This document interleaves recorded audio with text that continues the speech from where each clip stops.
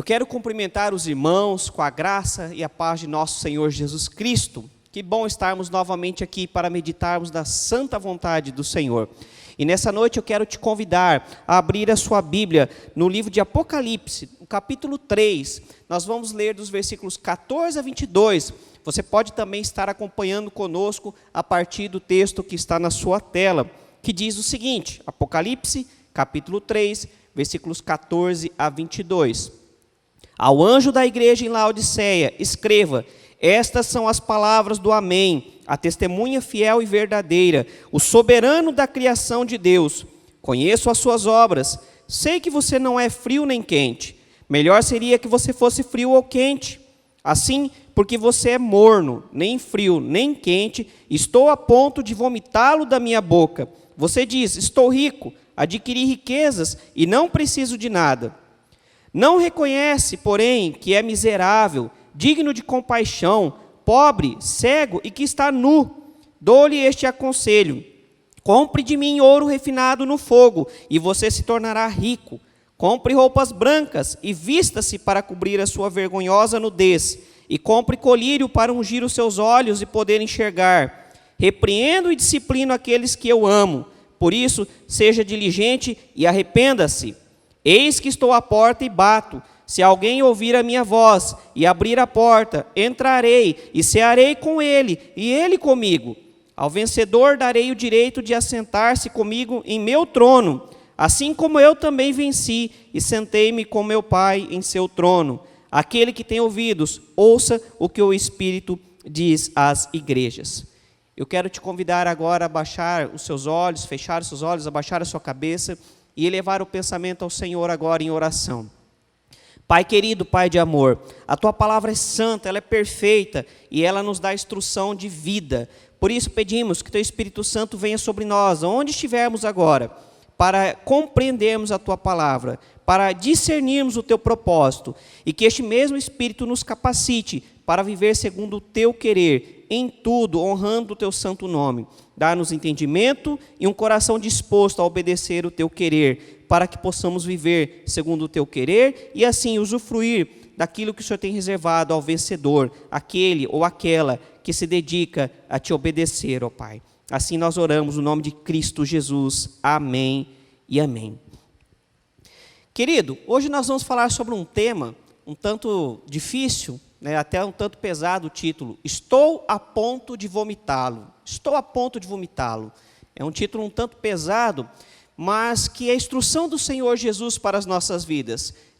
Este trecho da palavra de Apocalipse, onde o Senhor Jesus está falando a uma igreja, a igreja de Laodiceia, mas que fala conosco também nesta noite. É interessante que, diferente das demais cartas, dos demais textos, das demais outras cartas que o Senhor Jesus direcionou às igrejas, para Laodiceia, ele não contém nenhum elogio e também não tem críticas por ensino falsos ou imoralidades. A crítica do Senhor Jesus era contra a mornidão, com a igreja que não era nem quente e nem fria, mas era uma igreja que estava indiferente.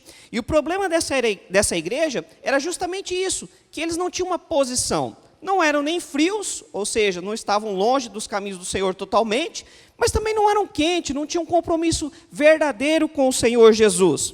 E o pior ainda, eles estavam completamente cegos, alheios àquela situação, a ponto do Senhor Jesus dizer que eles estavam cegos, não conseguiam compreender, eram pobres, cego e nu.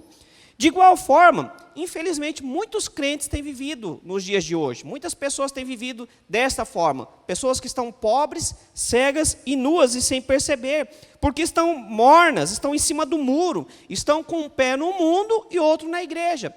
Pessoas que estão no domingo na igreja, cantam, louvam ao Senhor, entregam os seus dízimos e até às vezes participam de ministérios.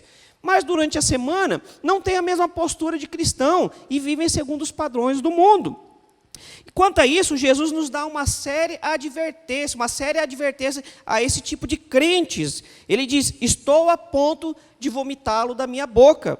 E isso é algo muito sério. Estou a ponto de vomitá-lo da minha boca. Ou seja, o Senhor estava rejeitando a atitude de pessoas que viviam dessa forma. O Senhor não estava rejeitando as pessoas em si, mas a atitude das pessoas que estavam vivendo dessa forma, e se não se corrigissem, no dia do juízo, infelizmente, teriam que sofrer a rejeição do Senhor, eles seriam apartados, porque não estão nos caminhos do Senhor verdadeiramente.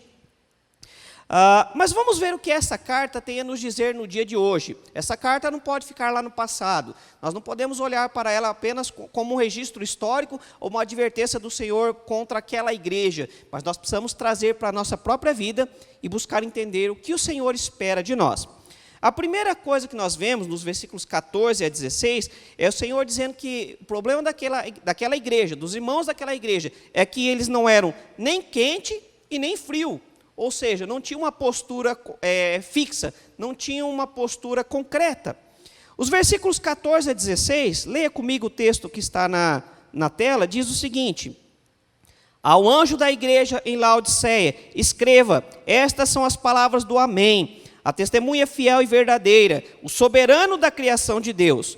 Conheço as suas obras, sei que você não é frio nem quente, melhor seria que fosse frio ou quente. Assim, porque você é morno, nem frio nem quente, estou a ponto de vomitá-lo da minha boca. Para você entender um pouco o que o Senhor Jesus está dizendo àquela igreja, você precisa entender onde ficava Laodiceia. Laodiceia já não existe mais, hoje ela é a atual cidade de Denizli, na Turquia, né? Hoje se tem apenas as ruínas. Mas Laodiceia, antigamente, era uma cidade que a água, sua fonte de água, vinha através de aquedutos. E ao sul da cidade havia uma fonte de águas termais, águas quentes. Mas quando aquelas águas chegavam até a cidade, a água já não estava mais quente, estava morna. Você já experimentou tomar água morna? É algo insuportável, algo extremamente ruim, né? É algo que não cai bem em nosso estômago. Você tomar um chá é uma coisa, você tomar um precioso, um rico tereré gelado é maravilhoso, né? Uma água geladinha num dia de calor como o que nós temos vivido, mas uma água morna realmente nos dá ânsia, e era isso que acontecia. Aquela cidade, infelizmente, era famosa por sua água de má qualidade, uma água que não era potável. E as pessoas que a tomavam, muitas vezes, literalmente vomitavam. E aqui Jesus, de forma semelhante, foi provocado a vomitar de sua boca a igreja de Laodiceia, porque era uma igreja indiferente. E, querido, o que Jesus está dizendo é que a indiferença é pior que a frieza. Antes aquela igreja fosse fria, porque não seria chamada de cristã, né? Ela se declararia uma igreja não cristã, ou então o que Jesus de fato queria é que aquela igreja fosse crente, tomasse uma postura de cristão, mas eles estavam vivendo nem aqui nem lá, eles estavam vivendo de uma forma mais ou menos, um crente meia boca, estavam vivendo numa mornidão espiritual. Uma pessoa morna é aquela que vive uma vida marcada pelo cinismo, onde ela não se importa com nada na sua vida, ela simplesmente vai vivendo, e não se importa com o final de sua vida, com o resultado de suas atitudes. É uma pessoa que não se importa com o seu estado espiritual, não se importa se realmente está ok diante do Senhor, não se importa com a sua vida pessoal, com a sua vida emocional, com a sua saúde. Infelizmente, muitas pessoas vivem dessa forma, vão apenas tocando a vida, não se cuidam, não se posicionam, vivem de uma forma bastante cínica, como se isso não tivesse ou não trouxesse algum tipo de consequência. E assim era a igreja de Laodiceia, uma igreja que era indiferente espiritualmente, era uma igreja que não estava preocupada em crescer no conhecimento e no cumprimento da vontade do Senhor, mas era uma igreja que ia vivendo, dizia-se cristã, mas também não crescia, não progredia no conhecimento da vontade de Deus, no viver de uma forma genuinamente cristã. Infelizmente, muitos crentes têm vivido dessa forma nos dias atuais. Pessoas completamente indiferentes à vida espiritual e ainda à volta de Cristo. Aliás, tem muitos crentes que simplesmente se esqueceram do que Jesus nos disse. Eis que estou à porta e bato. O Senhor Jesus nos adverte que Ele vai voltar e está próximo. Mas muitos cristãos têm vivido como se Cristo nunca fosse voltar. Como se fosse apenas um conto de fadas, uma historinha bonita, mas que não vai se concretizar. Eu sei que nós somos muito imediatistas. E, humanamente falando, a volta de Cristo tem demorado e talvez demore um pouco mais. Nós não sabemos, pode ser hoje, pode ser amanhã, pode ser daqui a 100 anos. Mas nós precisamos estar preparados para a volta de Cristo Jesus. Querido, é mais honroso ser um ateu declarado do que um cristão meia-boca, do que um cristão morno, né? Do que uma pessoa que se diz evangélica, que se diz temente ao Senhor, mas que a sua vida é marcada pela incredulidade. Eu não estou dizendo que você tem que ser ateu, pelo contrário, eu estou te dizendo para vir para Cristo. Mas a indiferença, o cinismo e a mornidão também não servem. Na verdade, é um caminho para a perdição, né?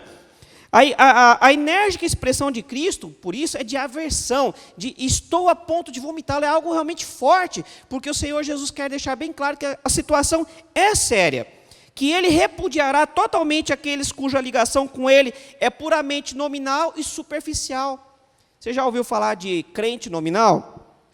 É uma expressão que a gente cunha, né, que a gente cunhou, que nós usamos, para falar do crente que se diz crente, mas na verdade não é praticante.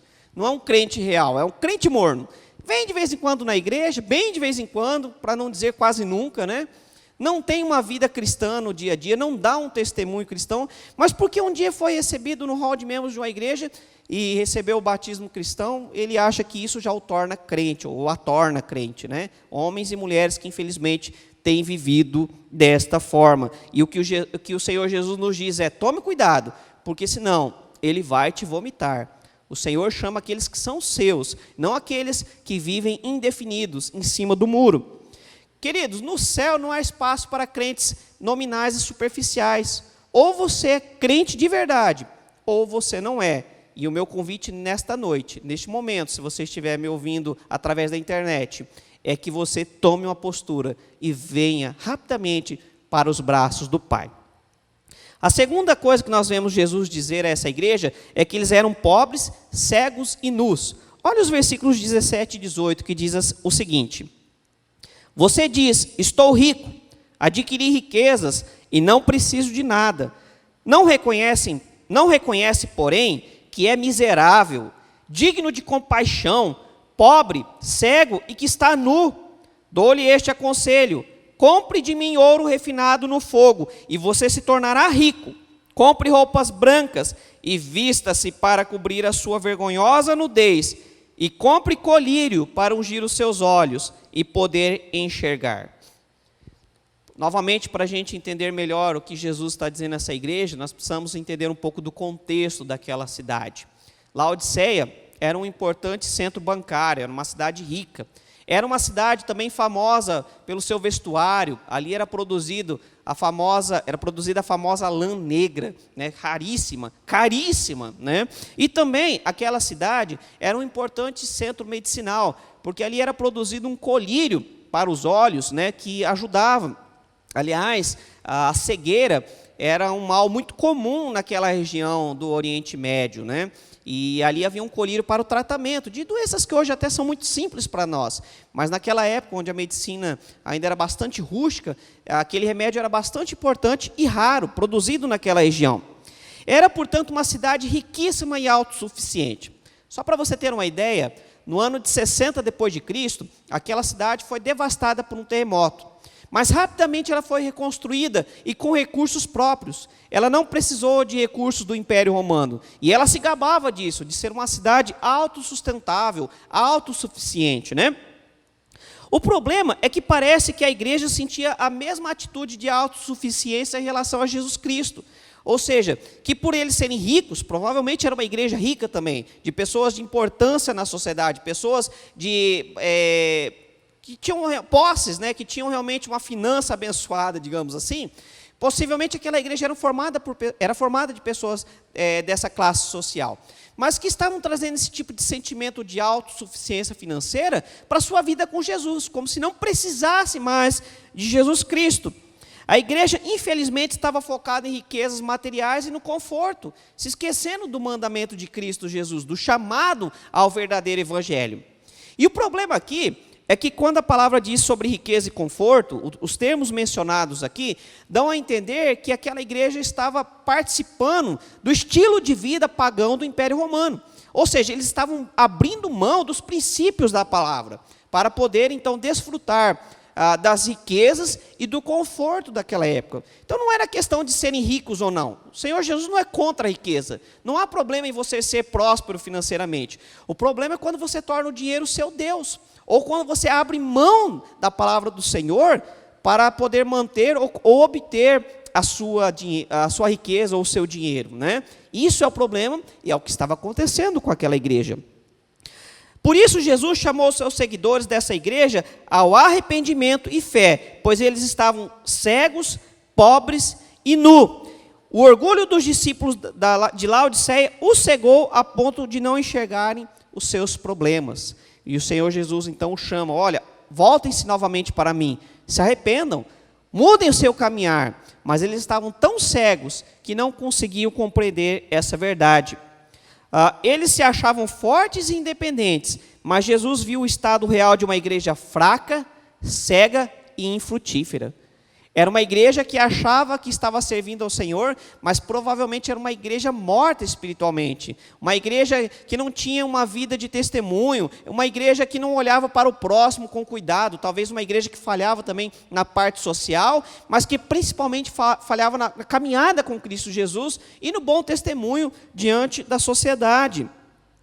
Numa sociedade numa cidade conhecida por tratamentos de óleos e pelos seus colírios medicinais, a igreja se tornou cega e não procurou o tratamento do grande médico.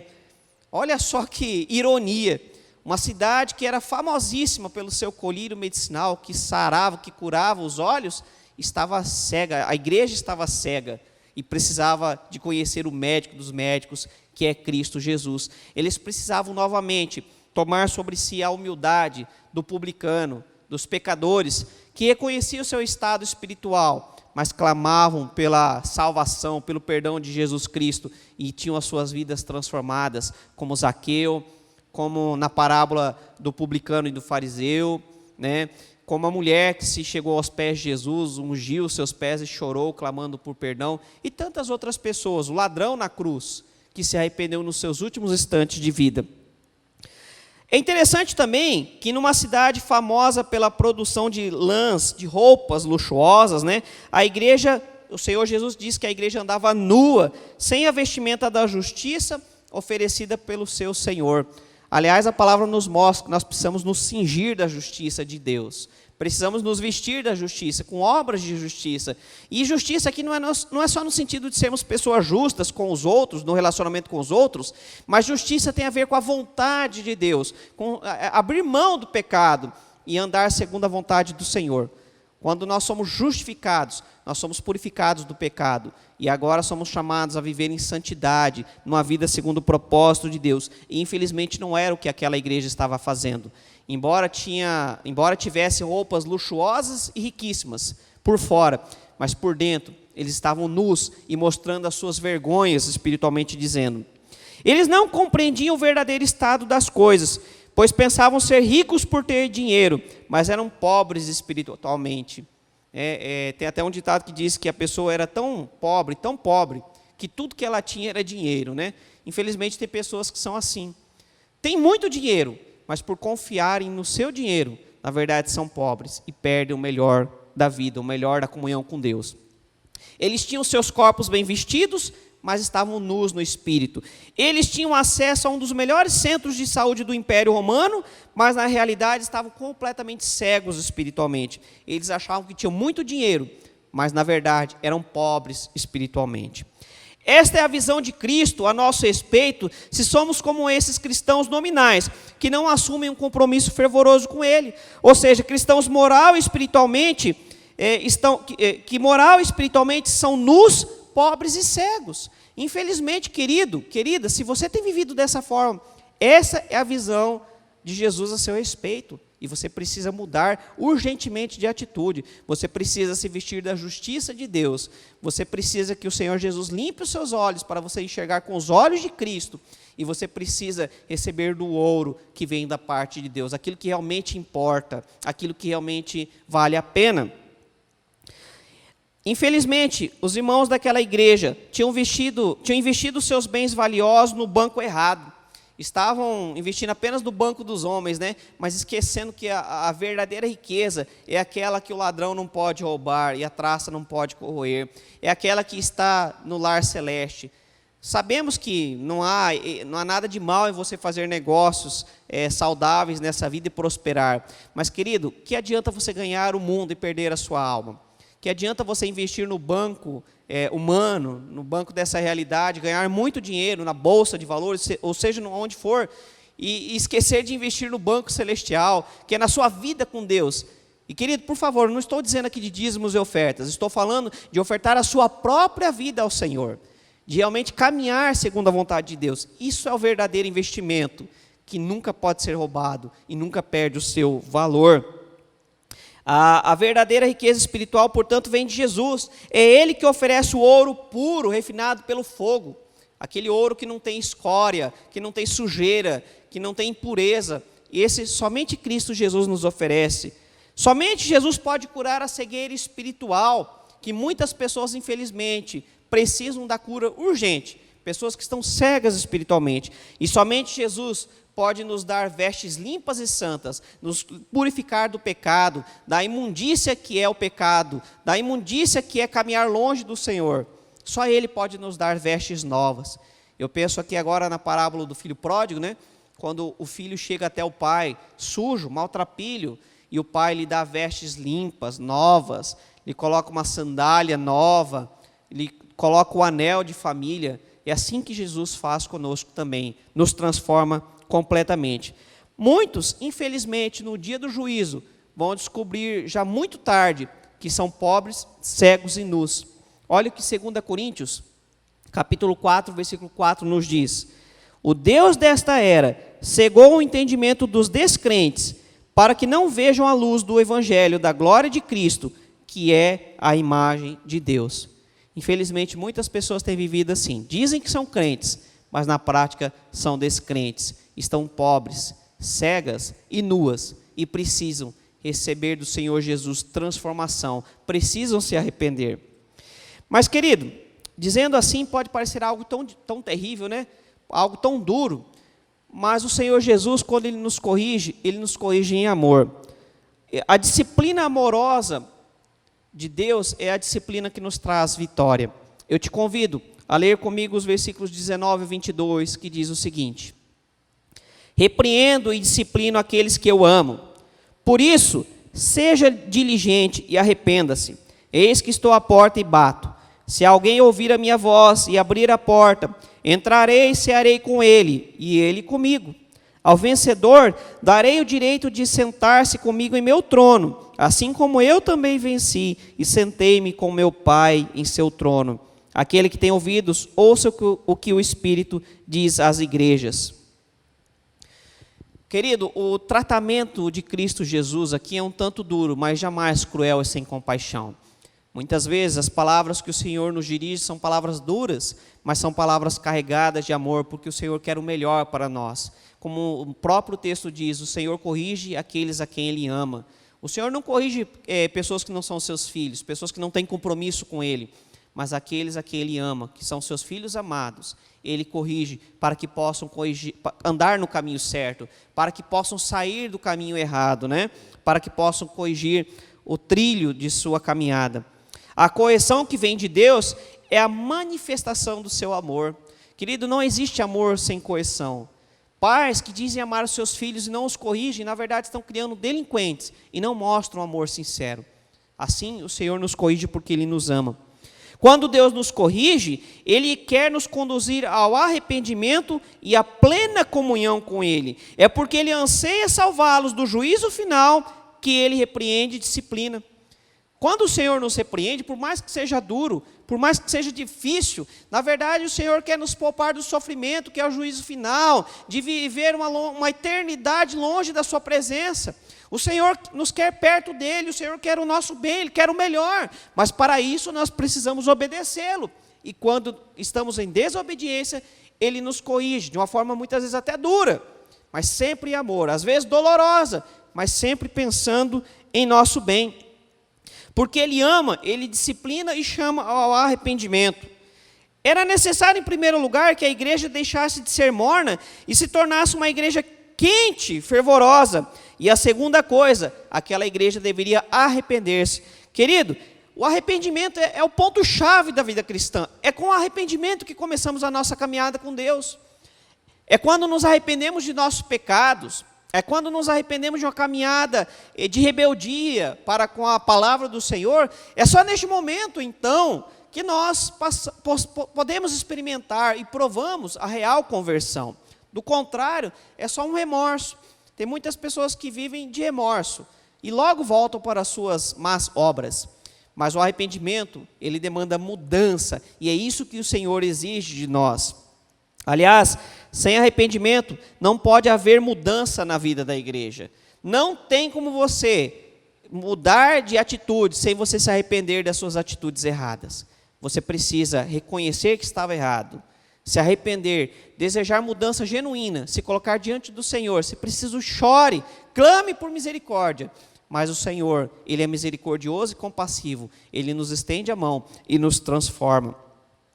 Jesus, Ele nos chama a dar as costas a um cristianismo de aparências, a um cristianismo superficial. A piedade superficial nunca salvou ninguém. E jamais vai salvar. Não adianta você viver de religiosidade. Não adianta você viver apenas de rituais. Você precisa ter uma caminhada com Cristo. Querido, ser cristão não tem nada a ver com fazer parte de uma comunidade apenas. Não é simplesmente fazer parte do hall de membros de uma igreja, ou ainda atender um apelo num culto de domingo à noite. Tem a ver com caminhar com Cristo Jesus dia após dia. Essa é a verdadeira vida cristã. Experimentar a mudança através do arrependimento e da transformação que vem de Cristo Jesus. A verdade é que não há lugar para hipócritas no céu. Você pode até viver uma vida de hipocrisia, mas não vai ser ao lado de Deus. Então, se você tem vivido dessa forma, querido, arrependa-se. Não tenha vergonha de se arrepender diante do Senhor. Tenha vergonha de viver uma vida sem arrependimentos, porque isso será terrível. Não há dúvida que o compromisso de evitar a contaminação com o modo de vida do Império Romano não era algo fácil para a igreja de Laodiceia. Realmente, é muito difícil vivermos o verdadeiro cristianismo, porque a nossa tendência é sempre para o pecado. A nossa natureza humana tende para o pecado, tende para as facilidades, né? E também não é fácil nos dias de hoje, portanto, nós abrirmos mão do pecado. Eu não estou dizendo que será fácil, que será simples, mas estou dizendo que é necessário e que o Senhor nos fortalece. Não tem outra forma. Não tem como você viver de forma morna, com um pé dentro da igreja e um pé dentro do mundo. Ou você vive no mundo, longe do Senhor, e saiba das consequências disso, ou você vive dentro do reino de Deus, servindo ao Senhor, de conformidade com a sua palavra. É interessante que o Senhor Jesus nos mostra que o vencedor terá o privilégio de reinar com Cristo. Nós sabemos, portanto, que não é fácil viver uma verdadeira vida cristã, mas aqueles que vencerem, e acredite, se você tem vivido segundo a vontade de Deus, você é mais do que vencedor. Aos que vencerem, será dado este privilégio de reinar com Cristo Jesus. Não é para quem tem boa vontade e boa intenção, mas é para quem vencer. Jesus foi obediente ao Pai aqui na terra para ser exaltado lá no céu. Somente, portanto, os obedientes serão exaltados com Cristo. Assim como Cristo obedeceu em tudo aqui na terra para ser exaltado lá nos céus, nós também precisamos obedecer aqui. E um dia receberemos uma parte da glória. Receberemos também a coroa prometida àqueles que vencerem. Querido, de igual forma, quando ouvimos a voz do Mestre, temos o privilégio de comunhão com Cristo. Olha, é interessante que o texto que nós lemos diz que Ele está à porta e bate. E aquele que abrir, ou seja, aquele que ouvir a sua voz, aquele que atender ao seu chamado, ele vai entrar, vai passar a habitar em sua vida. E não somente isso, mas ceará com Ele e Ele com Cristo. Querido, ceia é privilégio, é sinal de comunhão, de intimidade. Nós vemos no Salmo 23 que enquanto os inimigos estão olhando a porta, o servo do Senhor está à mesa do mestre, está participando do banquete. É um sinal, é um símbolo de comunhão com Cristo Jesus. E é isso que o Senhor está nos prometendo. Se nós o buscarmos e o servirmos, Ele será íntimo de nós. Ele revelará os seus segredos a nós, se nós o buscarmos com diligência. Cear com alguém, então, sugere uma relação especial de estar em comunhão. É um privilégio especial comer à mesa do rei. Entenda isso, querido. É você estar na presença daquele que é o mais importante do universo, Cristo Jesus, o Rei dos reis, Senhor dos senhores, e você se assentar à mesa, participando do banquete do rei. Certamente, não há privilégio maior do que esse. Sei que a correção é dura, sei que a caminhada é difícil, mas a recompensa vale tudo isso, vale muito mais, é muito maior do que qualquer dificuldade ou sofrimento que possamos enfrentar aqui nesta vida. Talvez essa carta seja a carta mais apropriada à igreja do século 21, porque infelizmente ela trata nitidamente a religiosidade respeitável, nominal, até um tanto sentimental, mas superficial, que tem sido difundida nos dias atuais. O problema não são as igrejas vazias somente, o problema são as igrejas lotadas de pessoas superficiais, pessoas que estão se enganando. Querido, não basta apenas estar na igreja, você tem que ser igreja de Cristo. Não basta você estar num templo, você tem que ser templo espiritual de Cristo Jesus. Você tem que fazer a diferença, você tem que realmente provar a presença de Cristo no seu dia a dia. Mas infelizmente nós temos visto um cristianismo frouxo e anêmico, onde as pessoas acham que pode viver uma vida com Deus, mas também desfrutar dos prazeres pecaminosos do mundo, né? Onde a pessoa acha que pode servir ao Senhor e ir para o céu, mas sem experimentar o renovo de sua vida, sem trocar as vestes imundas do pecado pelas vestes limpas, lavadas no sangue do Cordeiro, que é Cristo Jesus. Querido, nós podemos passar um verniz de crente em nossas vidas e até convencer as pessoas de que somos super crentes, mas não vamos conseguir enganar a Deus, que tudo vê e tudo conhece. Não dá. Você pode até me enganar, parecer um super crente, falar como um super crente, né, dar todos os sinais de que é um crente verdadeiro, mas se você não tem sido, não tem como enganar a Deus. Lá no dia do juízo, os corações serão revelados, e aqueles que não são seus filhos serão apartados. O Senhor irá separar o joio e o trigo. O joio e o trigo, enquanto crescem, parecem. São muito parecidos e não podem ser retirados, porque senão você tira o trigo junto. Mas no dia do juízo, ou seja, quando o joio e o trigo já estão maduros, aí fica fácil perceber. E aí não tem como. Ou você é joio ou você é trigo. Não dá para ser as duas coisas ao mesmo tempo. Como saber se você é um cristão morno? Vai aí algumas dicas. Quando você não sente vontade de ir à igreja, querido, se você não sente mais saudade de estar com os irmãos, alerta, fique esperto, pode ser um sinal de que você tem andado em mornidão, e isso é perigo. Quando você não sente prazer em orar, ou não quer orar, você não luta contra a sua carne, você não quer ler a palavra de Deus, você quer ver qualquer coisa, menos a palavra do Senhor. Quando você não sente o poder de Deus em alguma pregação, as palavras não tocam mais seu coração. Quando você não tem compromisso com as coisas de Deus, você até assiste os cultos, mas me envolver em ministério, jamais. Né? Arrumar para a minha cabeça, de jeito nenhum. Me envolver com as atividades da igreja, Deus me livre. Tem pessoas que infelizmente vivem dessa forma. E querido, cuidado, isso é sinal de mornidão. Pessoas que não sentem mais vontade de glorificar a Deus, não glorifica o santo nome do Senhor com suas vidas. Cuidado, isso é mornidão espiritual. O cristão quente é aquele que é cheio da presença de Deus em sua vida. Quando nós somos crentes e quentes de verdade, o Senhor faz parte da nossa caminhada e é perceptível as pessoas que estão ao nosso redor. O cristão frio, por outro lado, não se alegra mais com as coisas de Deus. Já não tem prazer mais nenhum. E o pior, o cristão morno é aquele que já foi alegre, mas que vive na indecisão. É aquele crente capenga. Não vem e nem vai de vez. Né? Não fica, não permanece de verdade, mas também não se afasta completamente. Querido, eu não estou dizendo para você se afastar dos caminhos do Senhor. Estou falando para você tomar uma decisão, uma postura. E eu clamo ao Senhor Jesus que a sua decisão nesse dia, neste momento, seja de servi-lo com integridade o tempo todo. E não de se afastar e ser frio de vez. A temperatura do corpo, ela é medida por termômetro. Esses dias de pandemia, é muito normal em alguns locais, antes de você entrar, eles medirem a temperatura do seu corpo para saber se você está febril ou não, que é um forte indício de Covid, né? Mas a temperatura da nossa vida espiritual é medida através de nossas atitudes. Não basta para ser crente, tem que ser crente de verdade. Não basta ir à igreja, tem que ser igreja de verdade. Não basta dizer que você ama ao Senhor, você tem que amá-lo de verdade. E quem ama a Cristo Jesus vive desta forma. Que tipo de crente você é, querido e querida? Eu te convido a fechar os seus olhos uma vez mais e orarmos. Pai, obrigado pela tua palavra, que é dura, mas é uma palavra de amor, porque mostra que o seu Filho é incapaz de nos ver num erro e deixar que a gente permaneça num erro. O Senhor nos corrige em amor para o caminho correto. Obrigado também, Senhor Jesus, porque nessa caminhada nós não estamos sós. Pode parecer que o trabalho é todo nosso, que compete a nós o tanto querer quanto realizar. Pai, nós precisamos querer, mas o Senhor é que nos dá poder para que isso aconteça.